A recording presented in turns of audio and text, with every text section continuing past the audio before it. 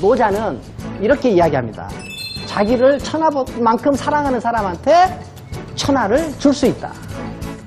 영웅은 어디에서 좌절하는가? 어디에서 실패하는가? 일상에서 실패해요. 거대한 것은 대개 이념의 구조물이거든요. 일상에 있는 것들은 진짜 있는 것들이에요.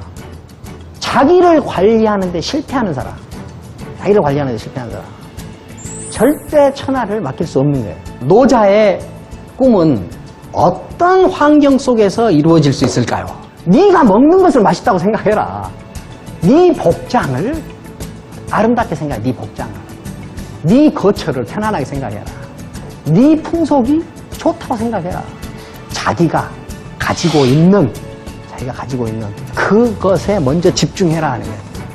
정치 환경을 작게 만들어야 된다는 거예요. 그것을 노자는 어떻게 표현하냐? 소국과민이라고 표현해요.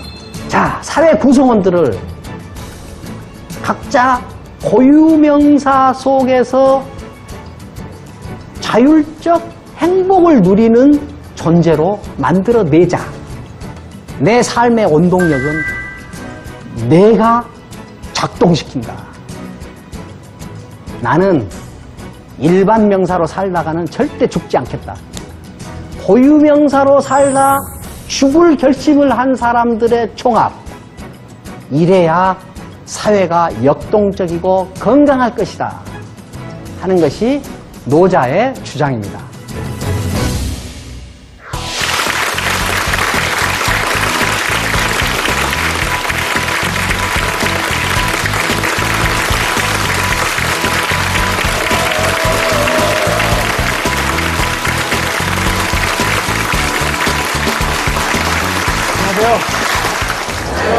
네.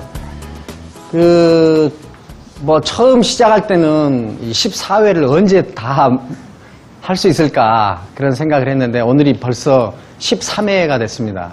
아마 제가 강의하는 거는 오늘이 마지막이고 그다음에 다음 시간에는 아마 이렇게 우리가 같이 이렇게 질의응답, 질의응답이 아니라 같이 대화하는 그런 시간을 갖게 될 것 같아요. 그래서 참 느낌이 그렇지 않을 줄 알았는데 좀 특별하네요. 특별합니다. 지금 저희들이 이제 노자 이야기를 지금 계속 하면서 처음에는 노자라는 생각이 어떤 배경에서 탄생했는가, 생겨났는가 하는 것을 이제 하고 그 다음에 이제 노자 사상을 중점적으로 이야기를 했습니다. 지금까지. 오늘은 자, 노자 사상이 그렇다고 합시다. 그러면 그것이 현실 속에서 어떻게 운영이 되고 어떻게 적용이 됐는가 하는 이야기를 좀 하는 시간을 가지려고 그래요. 그럼 춘추 전국시대는 철학적으로 보면은 법가로 결국은 마무리가 되죠. 법가로 마무리가 된다는 것은 진시황의 통일로 춘추 전국시대가 종합이 된다는 뜻이에요. 그러니까 진시황이 통일을 할 때 법가를 통치 이데올로기를 했잖아요. 자, 법가라는 사상은 되게 이렇게 머릿속에 좀 어떤 이미지는 갖고 계시잖아요. 자, 법가 사상이 여러분들 생각에 법가 사상이 유가 쪽에 더 가깝겠습니까? 아니면 도가 쪽에 좀 더 가깝겠습니까? 법가 하면 유가 쪽에 좀 더 가깝죠. 예, 유가 쪽에. 그런데 사마천이라는 대학자는 자기가 쓴 역사책, 사기라고 하는 역사책을 편집하면서 거기에 유명한 학자들이나 어떤 정치인들을 열전이라는 편에 배치를 했어요. 그래서 그럼 우리가 어떤 유명한 학자들이나 철학자들에 대해서 알기 위해서는 아마 쉬운 방법은 먼저 사마천의 사기 열전에 나온 사람인가 안 나온 사람인가, 나온 사람이면은 사기 열전에 어떻게 기록되어 있는가 하는 것을 먼저 보는 것이 어떤 입구를 찾는 데 도움이 돼요. 그런데 우리가 노자를 공부한다 그러면은 일단 사마천의 사기 열전을 한번 보는 거죠. 한나라 때 사람들은 노자에 대해서 어떻게 생각했는가 하는 것을 봄으로써 노자로 이제 천천히 들어갈 수 있거든요. 그러면 이제 노자가 어느 열전에 들어가 있는가를 보면은 사마천은 노자 한비 열전이라는 책 안에다가 노자를 배치해 넣었어요. 이게 노자 한비 열전은 노장 신한 열전이라고 그러대요. 노자 한비 열전이라고 할 때는 노자와 한비자를 말하는 거고, 노장 신한 열전이라고 할 때는 노자, 장자, 신불해, 한비자 이 네 사람을 한꺼번에 칭해서 노장 신한 열전이라고 그래요. 그런데 사마천은 노자와 장자와 신불해와 한비자를 하나의 챕터로 묶었어요.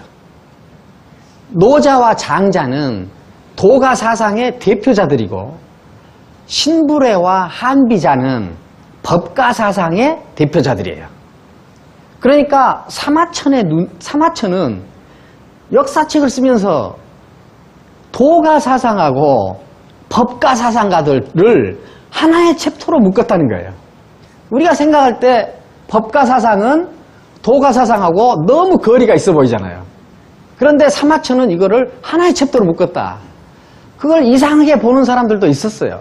그래서 사마천이 뭐 별 생각 없이 그냥 갖다 묶었을 것이다, 이렇게 말한 사람들도 있었지만, 제가 공부를 해보니까 사마천 정도의 학식이 있는 사람만이 노자와 장자, 신불해와 한비자 이 전혀 거리가 아주 멀게 느껴지는 두 학파를 하나의 챕터로 묶을 수 있었다.